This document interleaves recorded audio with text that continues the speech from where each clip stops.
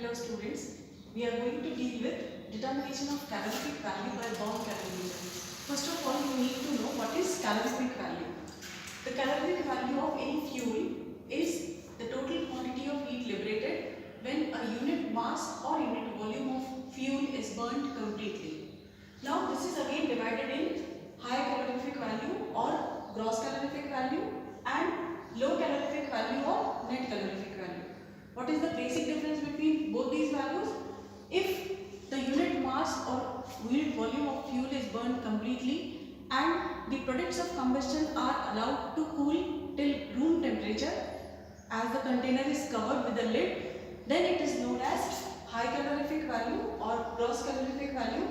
And whereas if you open the container and the products of combustion are allowed to cool in the allowed to escape in the atmosphere, then it is known as low calorific value or net calorific value.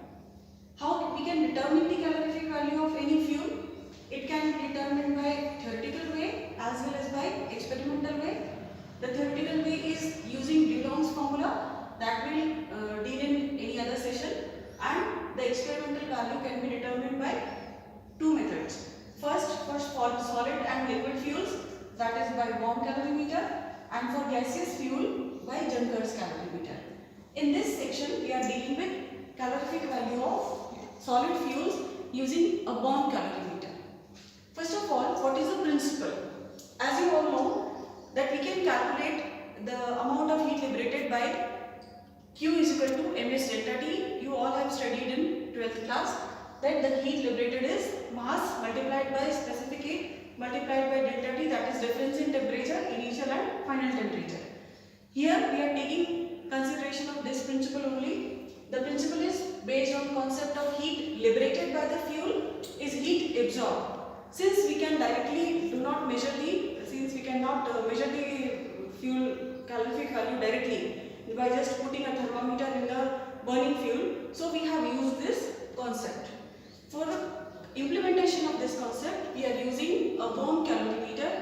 Why it is known as bomb calorimeter? Because it has a central stainless steel bomb which is exactly similar to a stainless steel glass but having a more strength and threshold limit than the regular glass.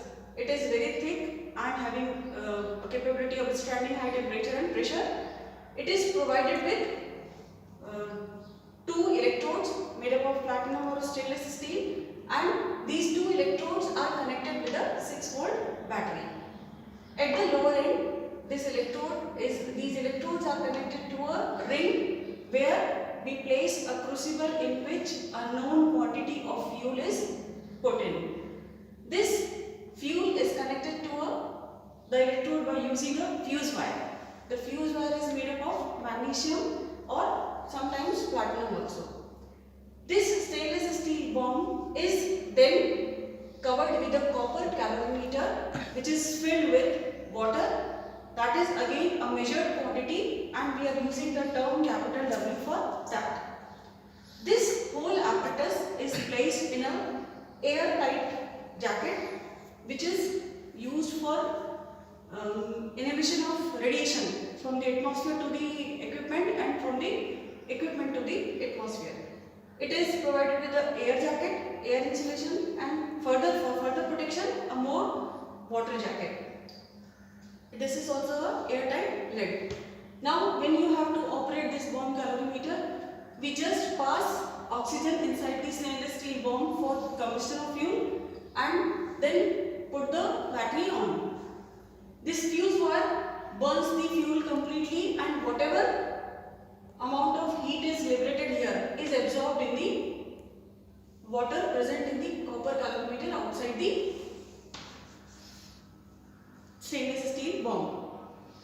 This stainless steel bomb is provided with a mechanical stirrer so that the whole water is heated uniformly. The increase in temperature, how it is noted? Before experiment we measure the temperature T1 and after the experiment it is measured by T2 because the whole apparatus is completely cooled down till room temperature. So we will get the temperatures initial and final. It is measured by using Beckmann's thermometer. What is the property of Beckmann's thermometer, it can measure 1/100th of any degrees. That means its least count is 0.01. So this has a important special feature. Now how we can derive the formula by calculating HCV?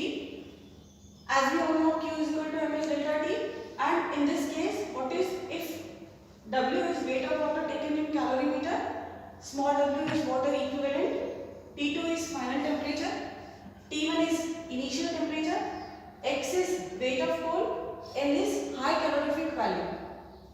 High calorific value, that means X into L. If L is calorific value, then X will be weight of coal, and if both are multiplied, then we will get the total amount of calorific value received. So XL will be equal to heat liberated, and this will be equal to ms delta T, that means the heat absorbed. If we derive it for X, what we get? X is equal to capital W plus W plus multiplied by T2 minus T1 divided by L. How it came out? M means mass. Mass is mass of water taken, which is capital W plus small w. Why is it so? Because capital W is weight of water taken in calorimeter. Water equivalent is, if we skip the whole instrument, then what amount of water will be equal to the instrument. This is known as water equivalent, because the heat liberated is absorbed by the apparatus also, and we are losing that heat in calculation. Therefore, we have to add the actual amount equal to that apparatus. Therefore, we have written it as W plus W. Now, similarly, it is multiplied by T2 minus T1, because both will have a same temperature increase, T1 to T2. Therefore, we have the rise in temperature T2 minus T1. Or we can write it as delta T divided by L. Now, whenever we do a bomb calorimeter experiment, then we are taking a fuel which contains C, H, O, N and S.